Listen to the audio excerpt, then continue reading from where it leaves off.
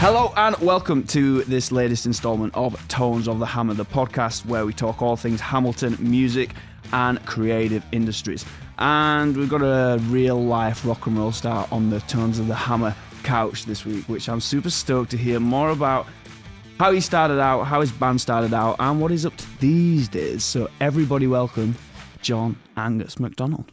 Thank you. Thank you, sir. Good to be on the couch. Yeah, and you, thanks for coming down. Yeah, cheers. The Trews are so busy at the minute, you know?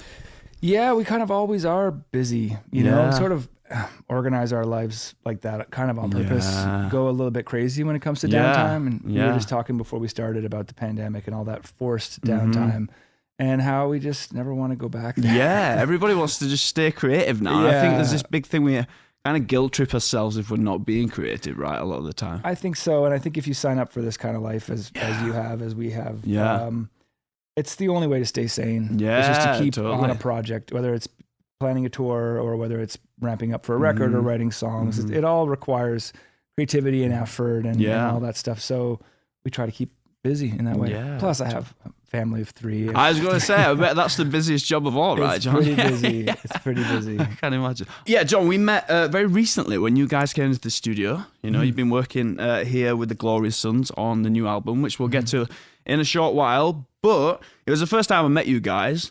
So I was so fascinated. I've been on this, this journey of finding all about the Trews and your guys' story and how you landed here in Hamilton. So, we were just talking about just then. I played in like a bit of a East Coasty vibe kind of trio.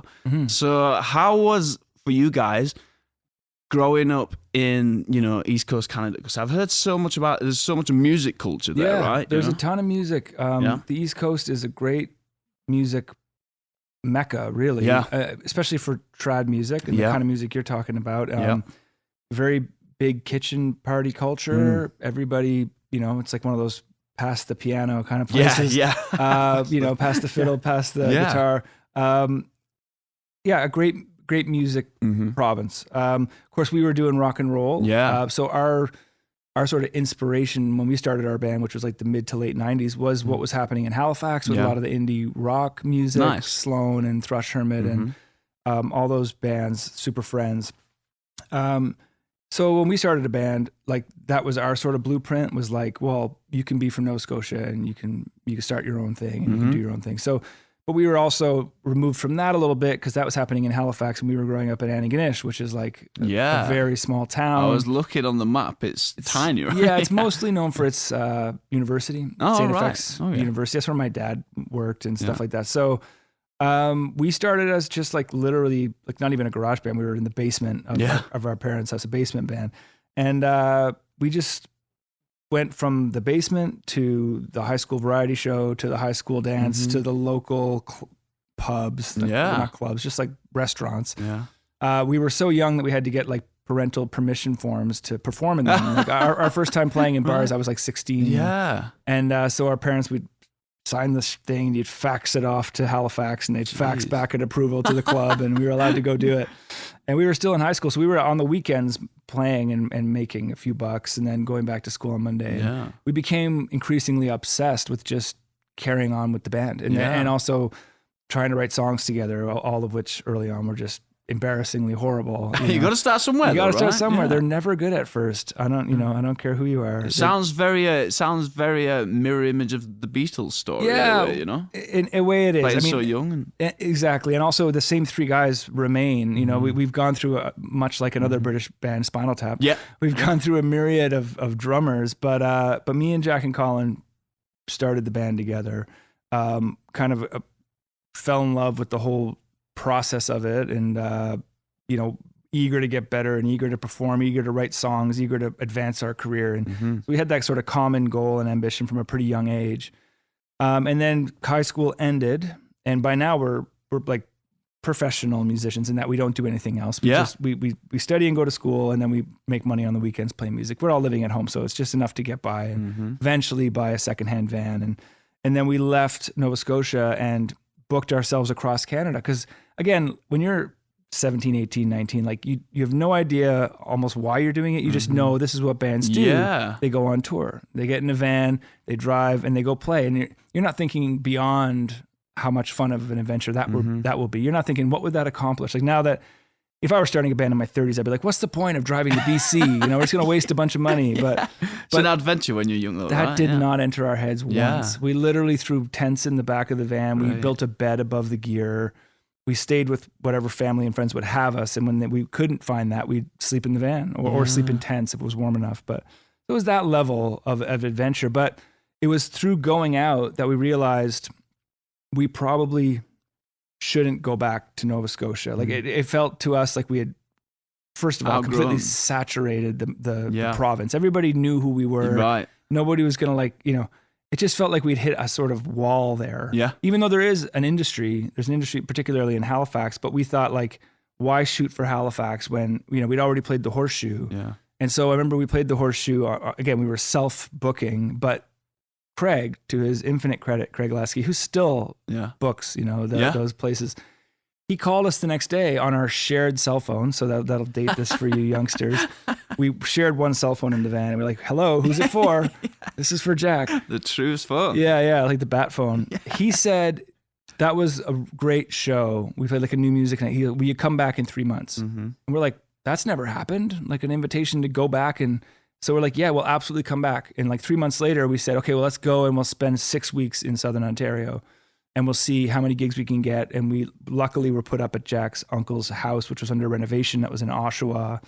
We're getting in the weeds here. So you chop as you want. Yeah. But, and then again, we spent 6 weeks and we developed some contacts and we met a guy when we were playing Toronto at a Buffalo who said, I would like to manage you. And we're like, well, we don't know what that means, but you're hired. Yeah. He was a show promoter. His name's Dave Taylor. He's also still in the game, but he owned a club and operated a club called the Continental in Buffalo. And immediately he was putting us on shows for like national touring US acts. So we're like, wow, every time we come up here, we sort of like try our luck and something, it goes a little further, you know? So we said, okay, eventually, snap forward, it's the summer of 2001, and we're like, we're just going to move now. We're going to move. So we've been a band for like 4 years. Yeah. And we're just going to like set up in Southern Ontario. It feels like that's where all the gigs are. That's where all the people are. And every time we go there, something kind of good happens. And within a month of being there, we had booked ourselves a weekly gig in Toronto at Jeff Healy's place. We had a chance meeting with Jeff Healy.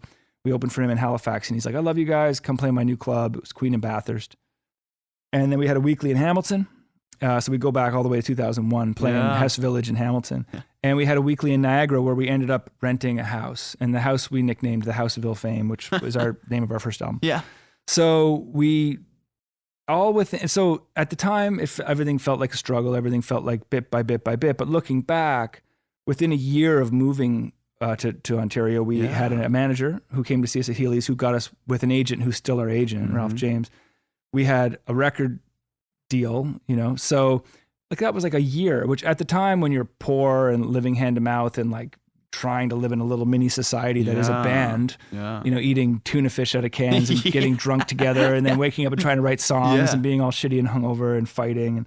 And, but within a year we had sort of all those things lined up. And I think the oldest person in the band was like 23, I was 20 and 21-ish around that time. So things happened quickly and progressed well once we were here. And so we stayed. I've never moved back. Oh, man, that's so cool. But I mean, in between, there's like a lifetime of stories. But but that's sort of like the truncated version of how we go from Nova Scotia to Southern Ontario. To London here. And I felt like the whole place felt like home. Like Niagara was a real home base for us because, again, we spent 2 years living there. We made some of our best friends in the world. We had family down there, but we were coming up to Hamilton like twice a week. Yeah. And so Hamilton felt very cozy to us immediately.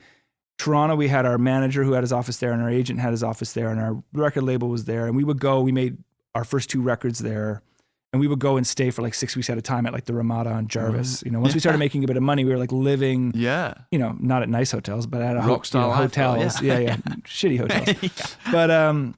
But we got to know Toronto really well. And from that, I realized after Niagara, I was like, I want to live in Toronto. Mm-hmm. So I went there for 10 years. And during that 10 years, all the sort of big stuff happened. Like the record has a #1 single and it goes gold. And then we're suddenly touring nationally on an almost nonstop basis. Yeah, because you guys have had such a wild ride. Even just, even like a Google search of just what you guys have done, it's like, it's constant. Like, I guess for like you say, a band from such like, small beginnings, it's quite the trajectory of what you've done, right? It's pretty cool, and I'm grateful every day, especially when I see how confusing the music industry has become. Yeah. It's still rife with opportunity. It is, and it's got opportunities that we couldn't have conceived of in like the late 90s and early aughts, but it was very structured. Yeah, but I imagine it's so fascinating, like you guys have just in that pocket of like the early 2000s or whatever, when the industry was, I guess changing at its most as it's coming into the 2010s, right? Yep.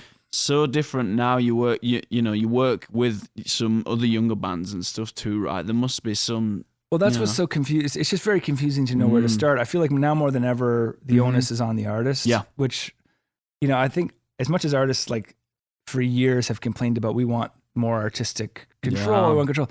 Well, now you have it. And that now there's the burden of like. Now you're competing with everybody that has all the same technology. Like everybody can run a label out of their phone. Yep. So now you have 8 billion competitors, so there's hope in that. And there's great like frustration in that. I'm sure if you're starting out, but it does happen, and people are building entire careers in ways that were just inconceivable 20 years ago. And I think even like for you guys having all that experience from that time now, in a way, I guess the modern age, it's a total different ball game of like knowledge now as well. Like I guess your guys' story now might not necessarily happen the same way these days. I don't think it does. I feel like the industry plays catch up now. Yeah. Whereas like we got found by Dave Taylor, our interim manager from 20 years ago.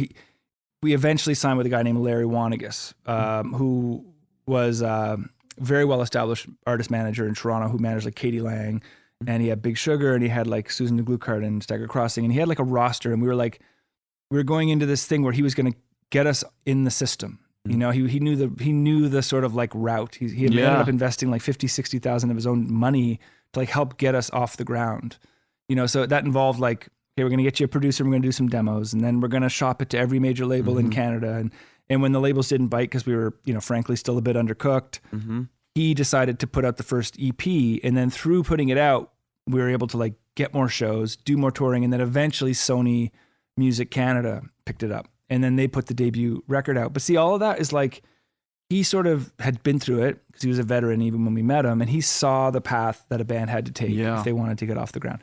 That's what's gone now. Because like, I mean, you could still do it, and I think pop and country probably still act a bit that way. There's probably still a bit more of like a road you could follow, although I think the people that they're taking chances on, it's just becoming fewer and fewer and fewer. Now I feel like you can go gangbusters online, and then a label's like, okay, we'll do it. Like Big Gamble, they got like 15 billion streams on YouTube. Exactly, you know what I mean? Like right? Nobody's actually laying their opinion on the line or their taste on the line. Because nobody knows. They're just what basing works. it off analytics now, right? And nobody knows what works. And that's the thing. Nobody knows what's going to come next. And that's what I mean. It changes so quickly, right? It's like you never know. Like one trend like at the start of the year is not the same trend that's in the summer, right? And that's why I do tell young bands is that you should follow your heart and your influences. Like if you love like Led Zeppelin and Aerosmith and the Beatles and the Stones and Velvet Underground, like as we did, then don't try to sound like Zach Bryan or don't try to sound like Taylor Swift, like, because there's already two of that. There's already those guys, and they're doing it better than you're gonna do it. And by the time you get your thing off the ground,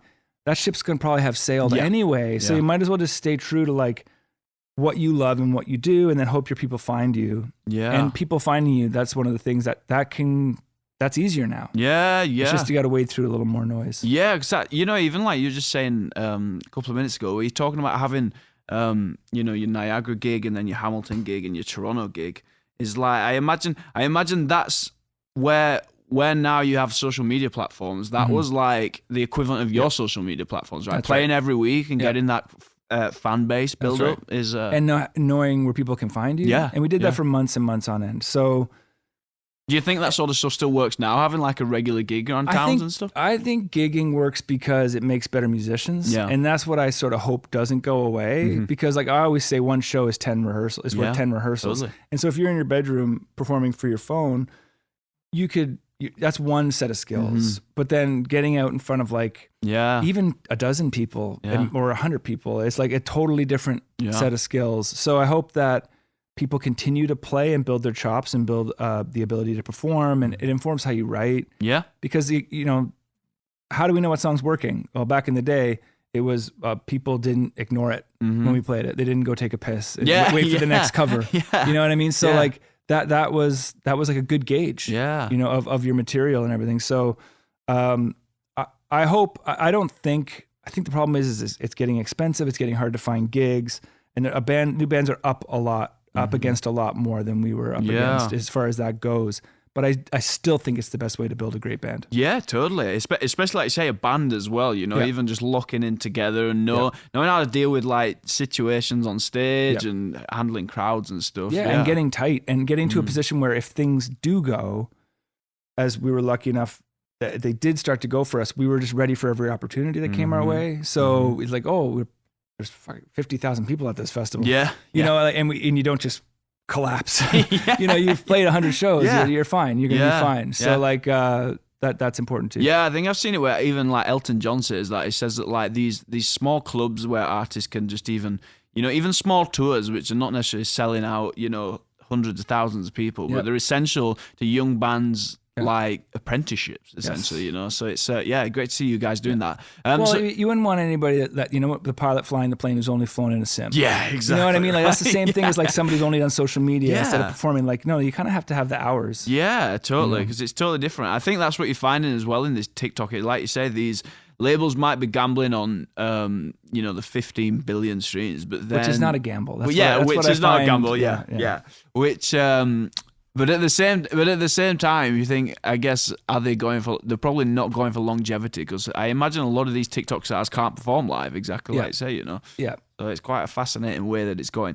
So you just mentioned, you're talking about help songwriting and stuff. So for you guys in the Trews, what's usually the songwriting process and stuff? And who are your influences? I know you mentioned some very famous rock. Well, it's metamorphosized over the years. Yeah. Colin was like the first person to be like, he's older than me, by a couple of years. And he was like, we need to write songs, bands write songs. Yeah. And he was always able to like sit down and write a song. Like for whatever reason, he was always able, something always came out when he wrote.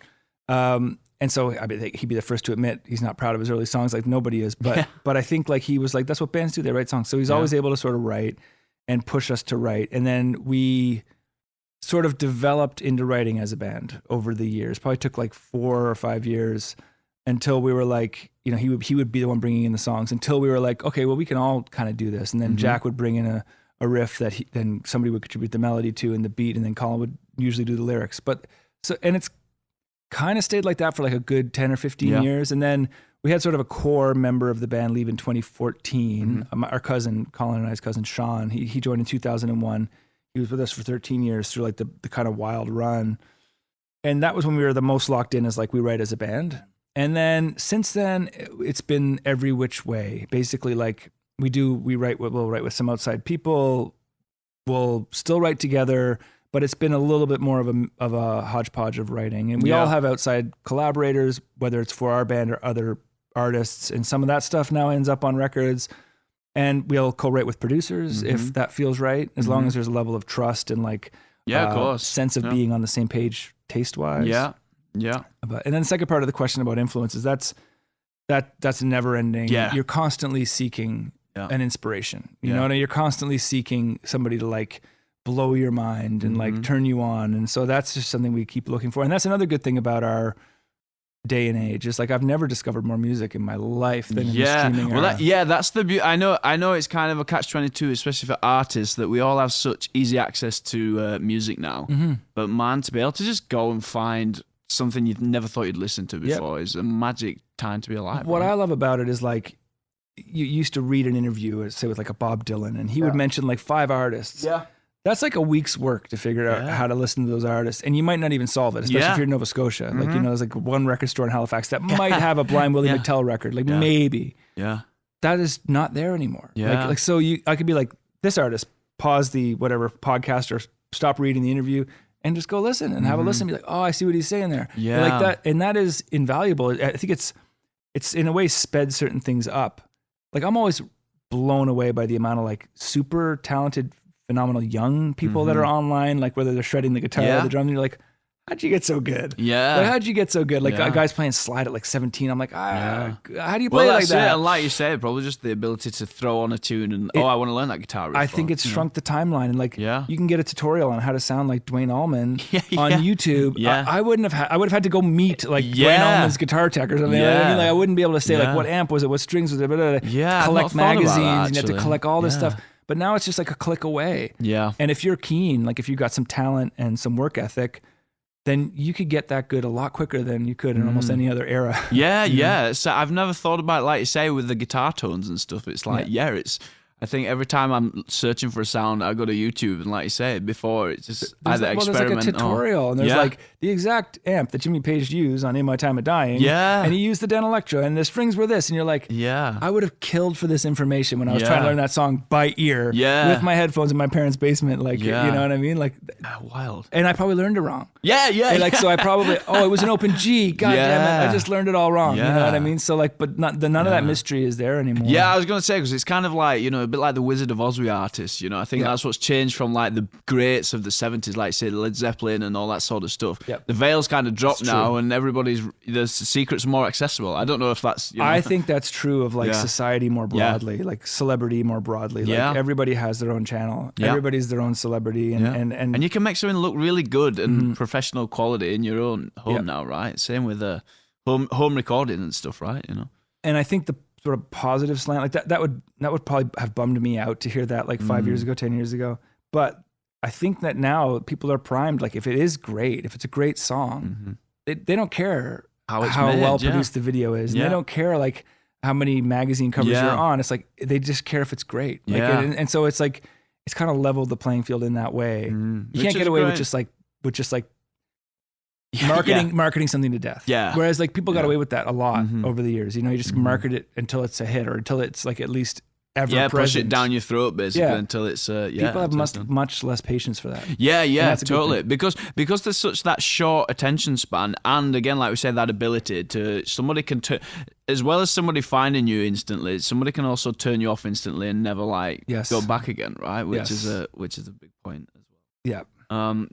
Fascinating time to be alive in music for sure. So you also mentioned there there was a talk of Led Zeppelin. I always think as a young gun myself that's never played, how the hell is it playing and supporting acts such as Robert Plant, the Rolling Stones, and Bruce Springsteen, man? Yeah, it's pretty awesome. Yeah, dude. Yeah, like, even just thinking as a performer, man, how I just have to ask how those experiences were for you guys and how they kind of came around. I guess it's wild. Like they happened the Stones and Robert Plant happened within months of one another. Right. So I'll take those two because we were doing so much. Yeah, like we were setting up our second record, which was right on the heels of our first record, which had a bunch of hits, and so the label was all in, and they were spending all this money, and we were on billboards, and much music was playing our video 24/7, and not that much, but a lot, heavy rotation.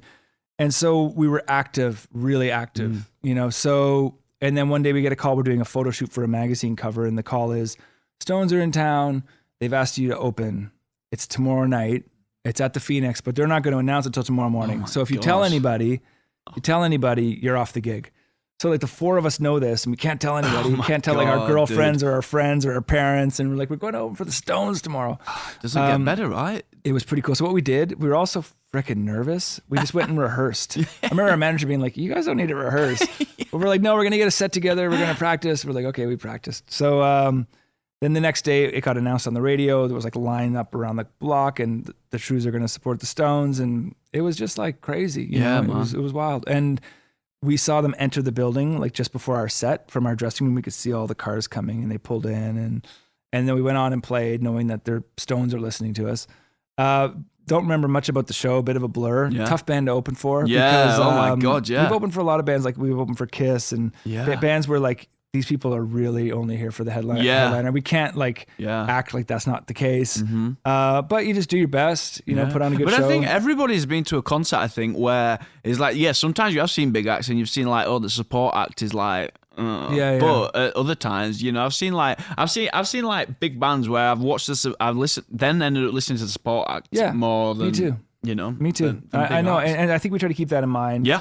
What you don't want to do is necessarily try to own the crowd like they're yours. You just want to earn them. Especially, I imagine when you're opening for like bands like that, you have to have that. Yeah, a bit of respect, a bit of reverence. Right? Yeah. But right after the show, the road manager came and said, "Okay, come on out in our dressing room. Boys want to say hi." And we like met with the Stones, and I have a picture that I still keep framed. And Keith gave me a pic, and I have these great memories. Yeah, you know, it was all great, and I really enjoyed that experience, and I love that we got to open for the Stones in a club. Yeah. Rather than, because I did go to, I've seen them at the stadium and I've seen this other stuff, but like the fact that we did it in front of 1,000 people in this cramped little space, and then to watch the Stones in a cramped little space, you're like, wow, there's a reason why they call them the greatest rock band in the world, because they just sounded so good. Yeah.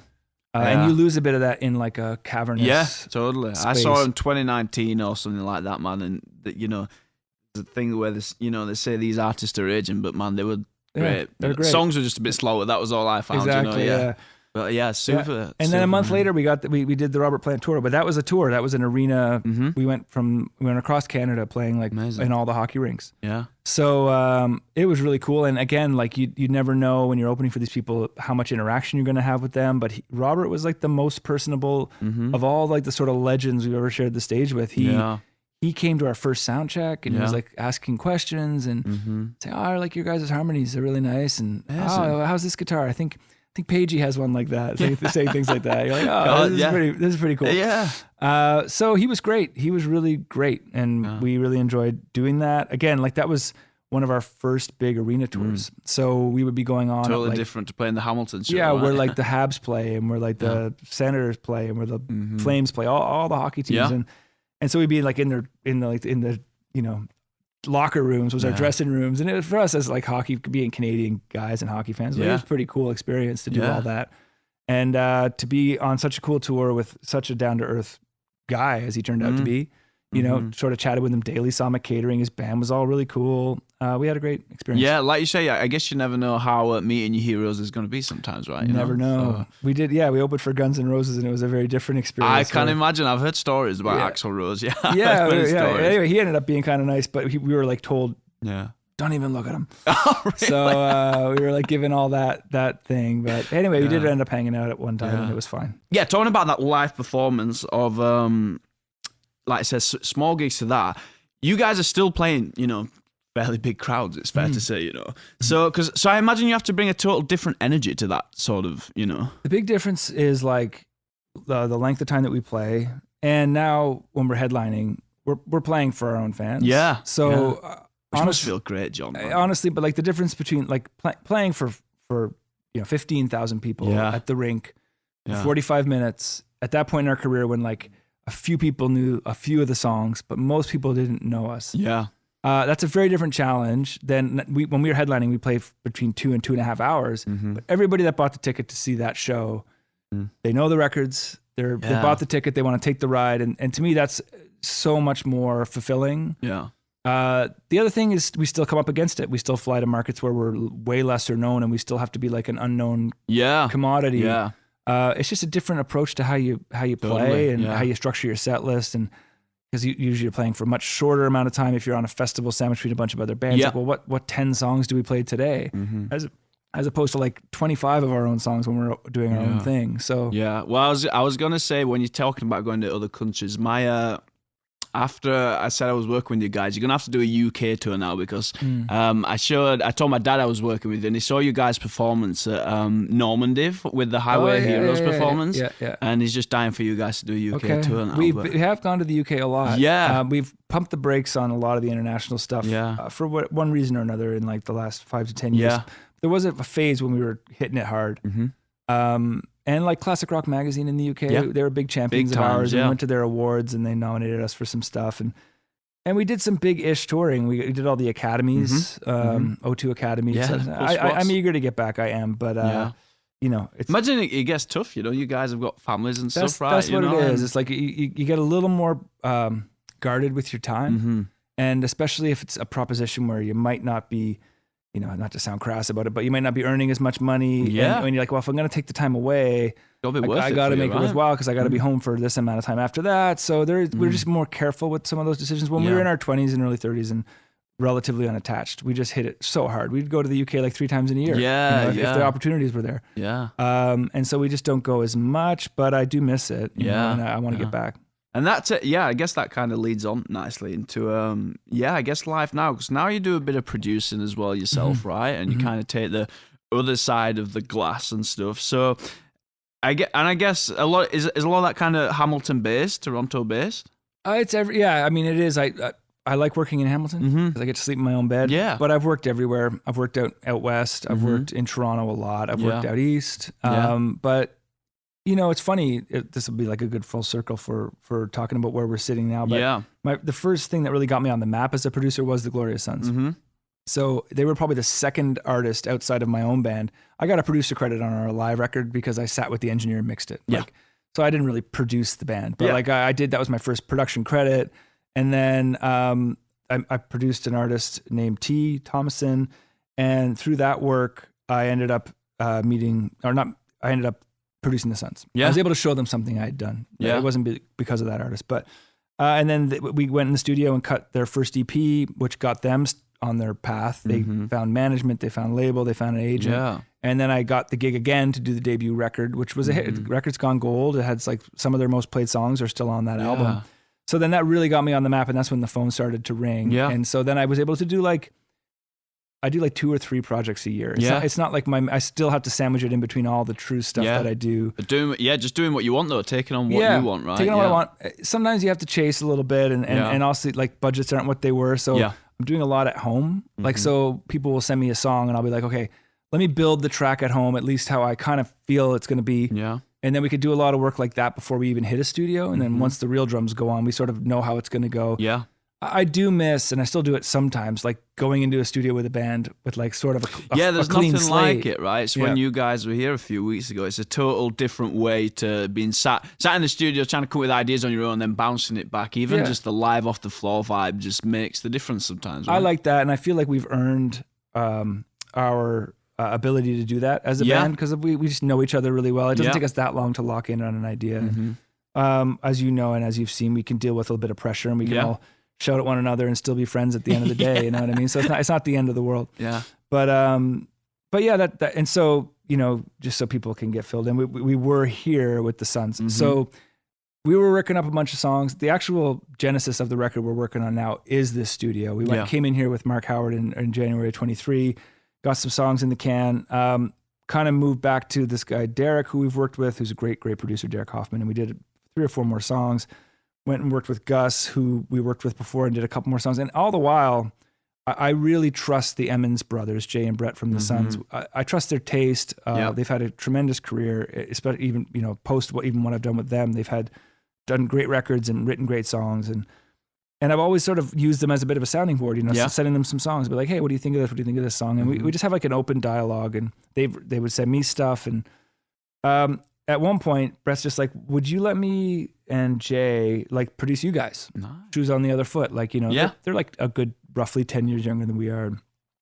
So we did one song as an experiment, and we were all at the end of it kind of high-fiving. Like, this turned out great. Let's do a couple more. Did a couple more. We're all high-fiving at the end. And we're like, so now we have 4 songs. If we do like 8 more, we have a record. And so that session for the 8 more is how we met you. And brought us back to where it all started. At this studio, and that's what we did. We just banged it out live off the floor. We did 2 days of pre-production, but that was really like songwriting. Like, we just sort of made sure we liked the lyrics, made sure we generally liked the arrangement, but we didn't plan drums, we didn't plan bass. We just did all of that. And again, that's kind of the magic of you guys coming in and doing that live off the floor stuff, right? Because you get to see, again, there's a total difference of, Theo on drums going away saying, oh, I think this drum track works, rather than, oh, let's just all try it all together now, right? And like not making decisions for other people, sort of trusting them and their instincts to sort of come to a place. And the ultimate ear is like being the 2 guys in the control room, or all of you really, like, as you're the one that you're much more objective than we are out here on the floor. And that's what I've always found about producing my own band is it's not easy to be subjective and objective at the same time. It's just, if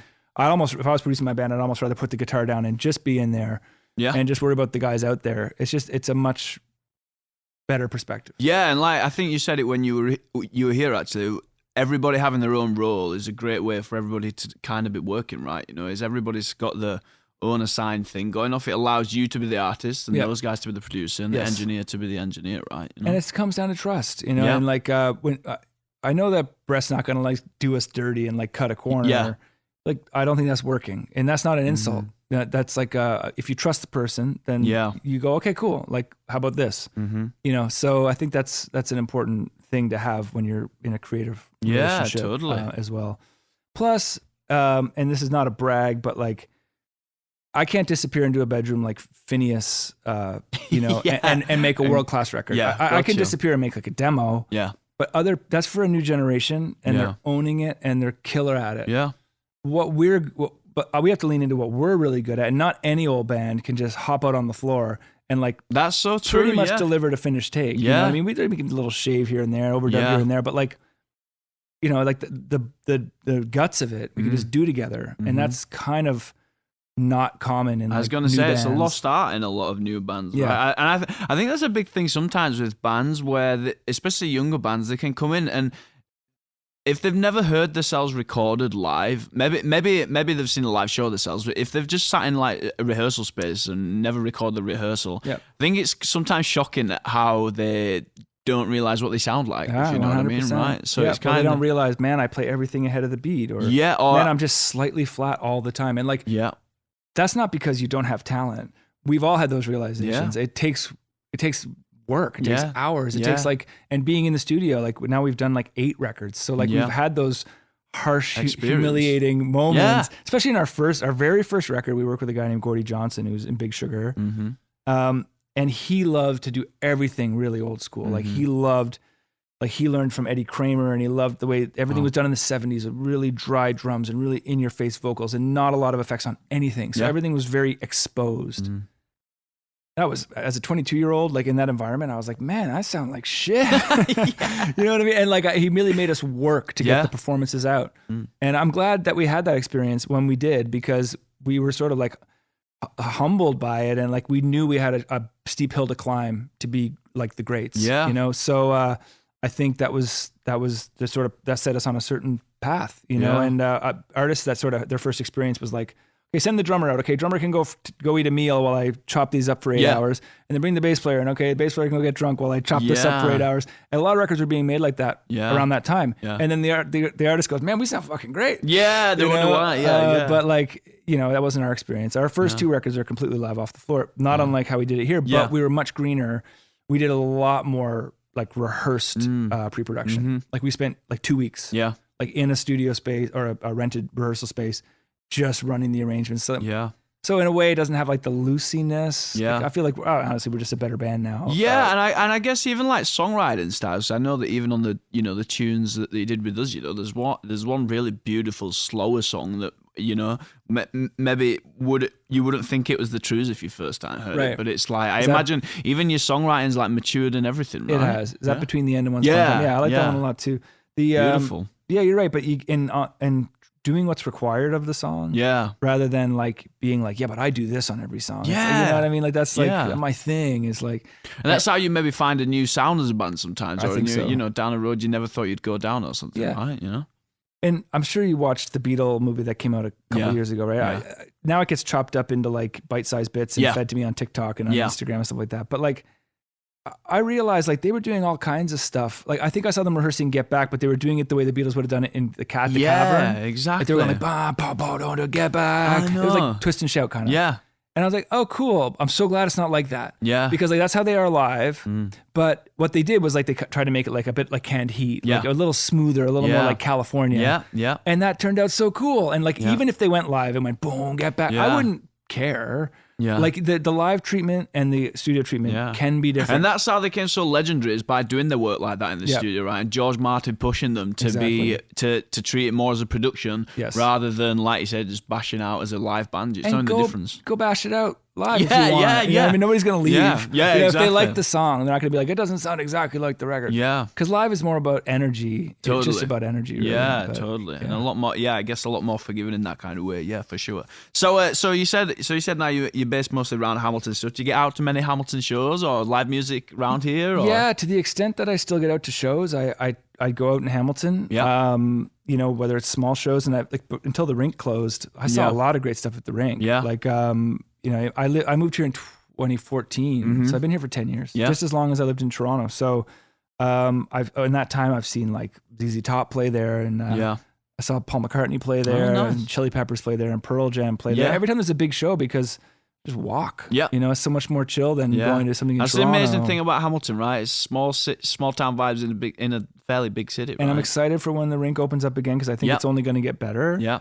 You know, I've seen the Hip there. But then I've also seen like you know, great stuff at Mills Hardware, and great stuff at This Ain't Hollywood when it was still open. Great stuff at the Casbah, which is sadly closing. Yeah, another. I saw Tommy Stinson at the Casbah like 2 years ago from the Replacements, and it was an amazing show. And I love that. I love that vibe of like 150 people. You can hear a pin drop. He's just got the room in the palm of his hand with the songs and everything he's doing. So I saw Martha Wainwright at the new one, the Mills Hardware guy that Tim has. What's it called? Ridgeworks. Yeah. Sorry, Tim.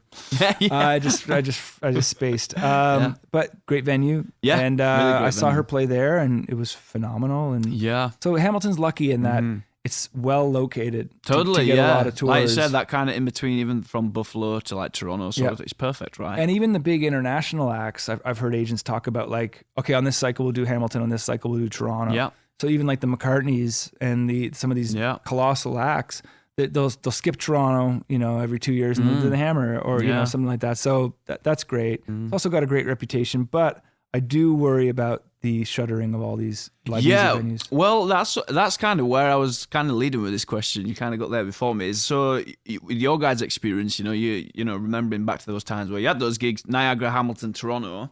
I guess on Tons of Time we like to talk about like what could be better in the city, sort of thing. So what, from your guys' experience and taking it all into account, like we said, the industry's changed massively, right? Yeah. It's what do you think now would help for new bands to have available to them? You know.